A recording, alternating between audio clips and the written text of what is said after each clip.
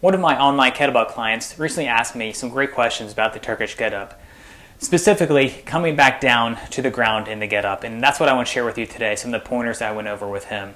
Hey, I'm Ryan Jenkwitz. I'm a level 2 RKC and the owner of RJ Kettlebell, and I'm on a mission to help men and women get into great shape using kettlebells. So let's go over coming back down the Turkish Getup, and I'm going to point out some really important things to pay attention to. So let's assume we've done a Getup, we're at the top here, we're ready to come back down. The first movement is taking a step back.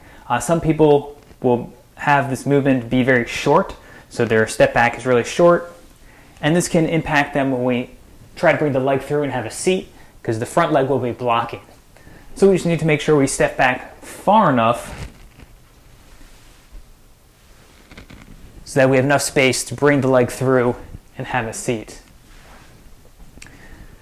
Now, when the hand is coming back down to the ground, we want to make sure the hand is in line with the knee. We don't want to reach back behind you, because that can put some stress on your lower back.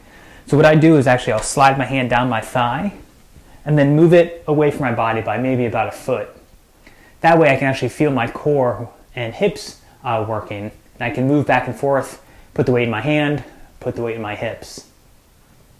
From here, the next movement is to slide your leg through and have a seat.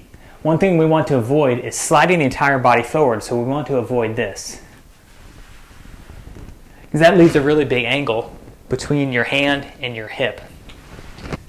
Rather than sliding forward, we want your hip to go straight down to where your knee is right here.